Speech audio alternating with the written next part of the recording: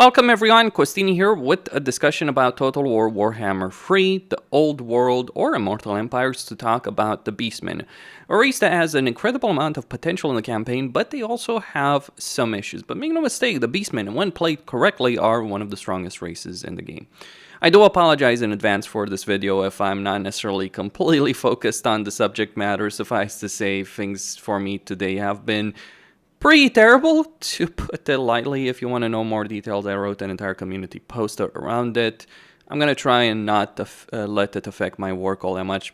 Ultimately, I need to. But if you're interested in details, not going to go over them in this video. Check that community post. That's all I'm going to say. For anyone that's interested, if you're not, just enjoy the video and give me your feedback on that subject. So, the Beastmen in Warhammer 3, really powerful race and have been a powerful race since they were reworked with the Silence and the Fury DLC for Warhammer 2. See, this is the standard of DLC that we expect from Creative Assembly. We certainly don't expect something like Shadows of Change, with all the bad decisions they made there, and the lack of fixes. They fixed nothing for Kislev, they fixed too little, I'd say, for Cafe, and don't even get me started on Kairos Fate Weaver, one of the worst legendary lords in the game in quite a few ways. But the Beastmen were significantly improved. For Warhammer 2, I want people to remember this. If I was making a tier list of Warhammer 2 races, the Beastmen would be very close to the top. It made sense because they were one of the last races that got an update in Warhammer 2.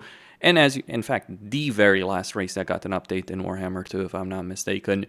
And it does show. The sheer power these guys can have is astronomical. Now, they do have some issues in Warhammer 3. But let's consider why that is.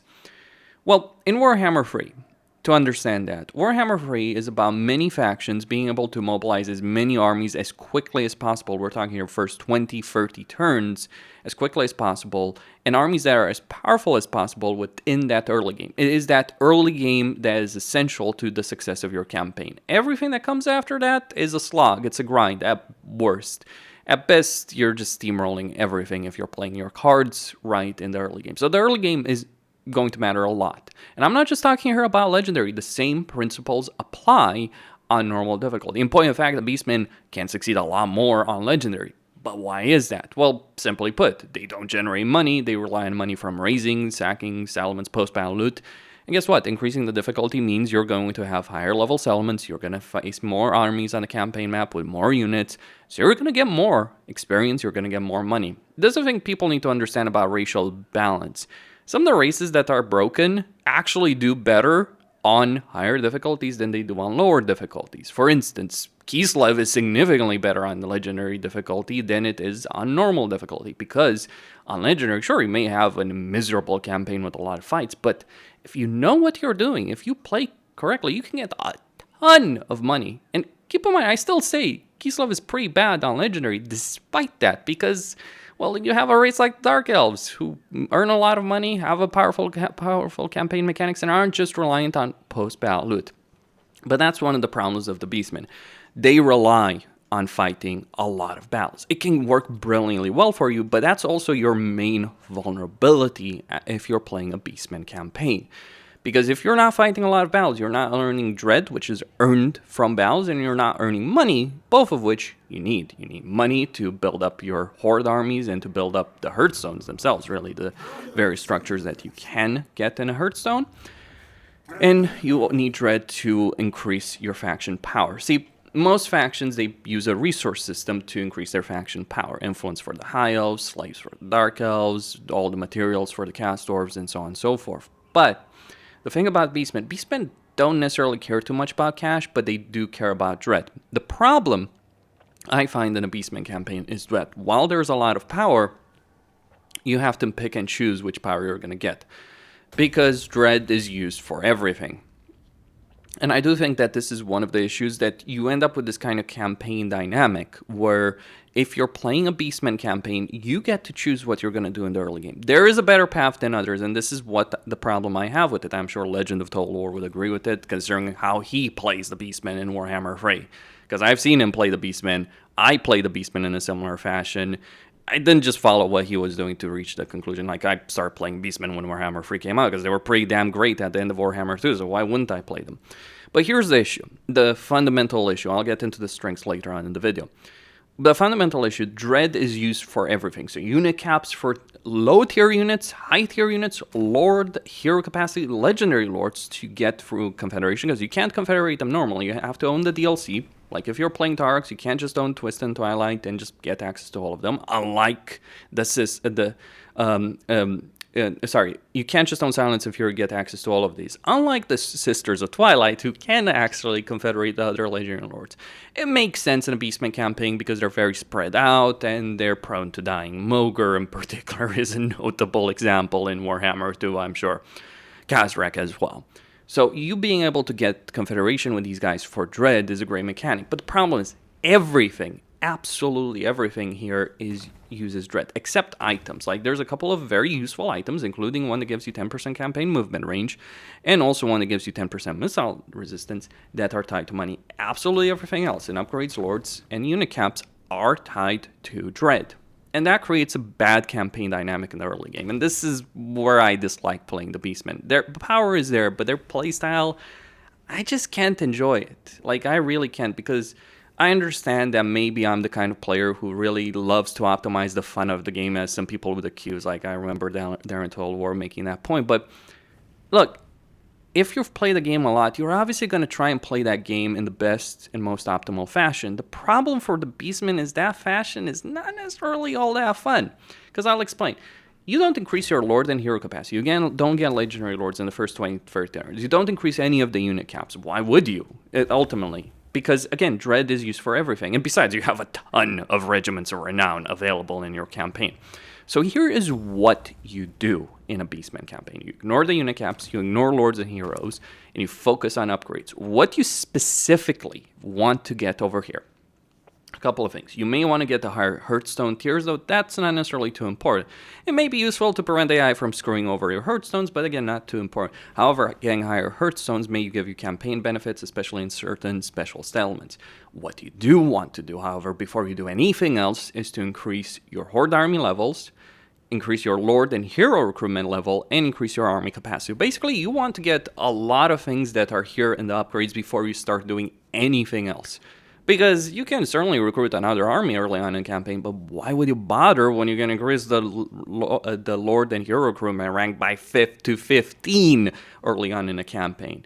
Why not go for that? Why not go for the army capacity? Why not go for the higher level of Horde armies? That may be less important, to be sure, but absolutely this bottom tree right here is the best way to do it. But what that means is, from a practical standpoint, is you're not increasing your unit caps, you're not increasing your Lord and Hero cap until you've done it. And it's the best way to play by far. Sure, you can mix and match to a degree, but you'll never achieve the same early game strength or total game strength.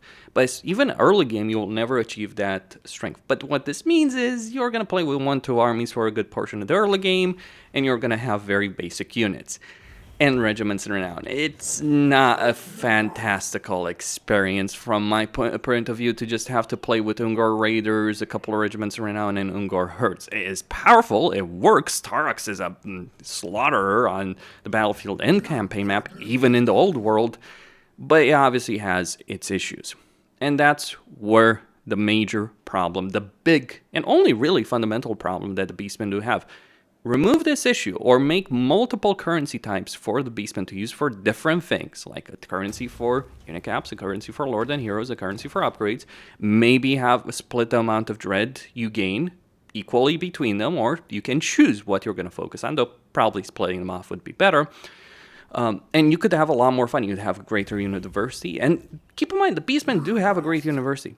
The other issue with this is, there's never any reason to increase your Ungor Spearmen and Ungor Herd capacity. There's never any reason to increase your Razor Gork Herd capacity, certainly not your Harpy capacity, or even Chariots, or even Centaurs. What you want to do in every Beastman campaign, even looking at this tree, like even ignoring everything else and just focusing on the tree, outside of maybe doing it early on when you are struggling to get that Mark of Ruination, you want to get Minotaurs and Bestigors and Cygors as quickly as possible in your campaign. They're more expensive than the regular units. They're far more powerful than regular units. I'll take a Cygor capacity any day over 10 capacity for Ungor Spearmen and a spearman. So that's another of the issue.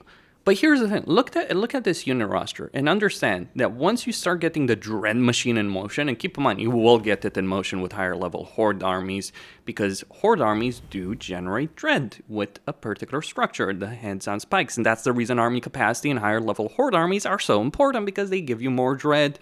They'll unlock more things later on in the campaign and allow you to have a huge amount of flexibility in your entire roster with your lords, with your heroes, hero capacity.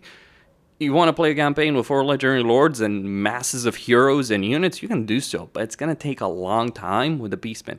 And it's interesting to think about that. People have asked me, how do I feel about the Beastmen in Old World? I think Beastmen in Old World can be pretty damn fucking great, because yes, your campaign is going to be slower, but Old World is slower in general, and I think that actually makes the Beastmen more fun. Less powerful, to be sure, but more fun, because you'll ultimately be forced to have a greater unit variety.